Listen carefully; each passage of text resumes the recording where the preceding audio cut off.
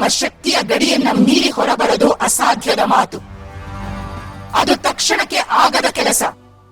ಅಲ್ಲ ಅಮ್ಮ, ಆದ್ರೆ ಹಾಗಂತ ನಾವು ಮೈ ಮರೆತು ಯಾವುದೇ ಅಪಾಯ ತಗೊಳ್ಳೋದು ಕೂಡ ಮುಠಾಳತನ.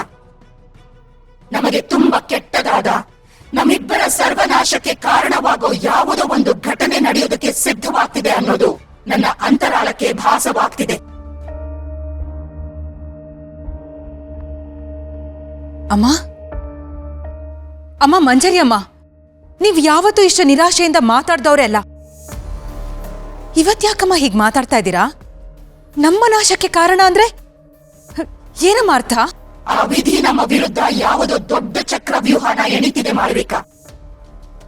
ಆದ್ರೆ ಆ ಘಟನೆ ಏನು, ಆ ಆಪತ್ತು ಎಲ್ಲಿಂದ ಬರುತ್ತೆ, ಯಾವ ರೂಪದಲ್ಲಿರುತ್ತೆ ಅನ್ನೋದು ಮಾತ್ರ ನನಗೆ ಸರಿಯಾಗಿ ತಿಳಿತಿಲ್ಲ. ಅಮ್ಮ, ನಮ್ ಕಣ್ಣು ಕಾಣದ ಶತ್ರು ಜೊತೆ ನಾವ್ ಹೇಗಮ್ಮ ಹೋರಾಡೋದು? ಇದ್ರಿಂದ ಪಾರಾಗೋದಕ್ಕೆ ಯಾವ ದಾರಿನೂ ಇಲ್ವಾ? ದಾರಿ ಇದೆ ಮಾಳ್ವಿಕ, ದಾರಿ ಇದೆ.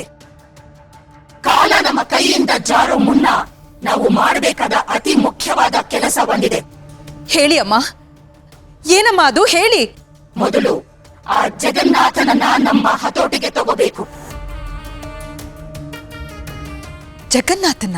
ಹೌದು, ಆ ಜಗನ್ನಾಥನೇ ದಾಕ್ಷಾಯಿಣಿಯ ಬಲ, ಅವಳ ಸರ್ವಸ್ವ.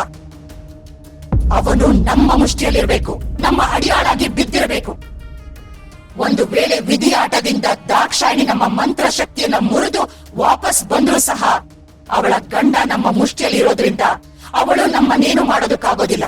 ಅವಳ ಶಕ್ತಿಗಳೆಲ್ಲ ನಮ್ಮನ್ನೇನು ಮಾಡಲ್ಲ. ಆಯ್ತಮ್ಮ, ಆ ದಾಕ್ಷಾಯಿಣಿಗಿರೋ ಒಂದೇ ಒಂದು ದಾರಿ ಅಂದ್ರೆ ಜಗನ್ನಾಥ್. ಆ ಜಗನ್ನಾಥ್ನ ನಾನು ನನ್ನ ಹಿಡಿತಕ್ಕೆ ತಗೊಳ್ತೀನಿ. ಅವನ್ನ ಹೇಗೆ ಆಡಿಸ್ಬೇಕು ಅನ್ನೋದು ನನಗೆ ಚೆನ್ನಾಗಿ ಗೊತ್ತು.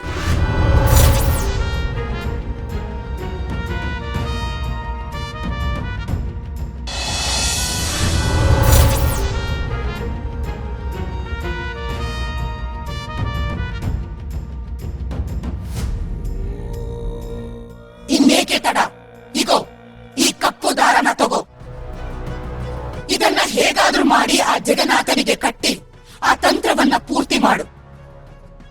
ಆ ಶಂಭು ಅವನ ಸುತ್ತ ಎಷ್ಟೇ ದೊಡ್ಡ ರಕ್ಷಣಾ ಕವಚ ಹಾಕಿದ್ರೂ ಸರಿ, ಆ ದಾರ ಅವನ ಮೈಗೆ ತಾಗಿದ ತಕ್ಷಣ ಜಗನ್ನಾಥ ಆ ಶಂಭುವಿನ ರಕ್ಷಣೆಯಿಂದ ಹೊರಗೆ ಬರ್ತಾನೆ. ಜೊತೆಗೆ ಮತ್ತೆ ನಿನ್ನ ಕಾಲ ಬುಡದಲ್ಲಿ ಬಿದ್ದು ನಿನ್ನ ಕೈಗೊಂಬೆ ಆಗ್ತಾನೆ.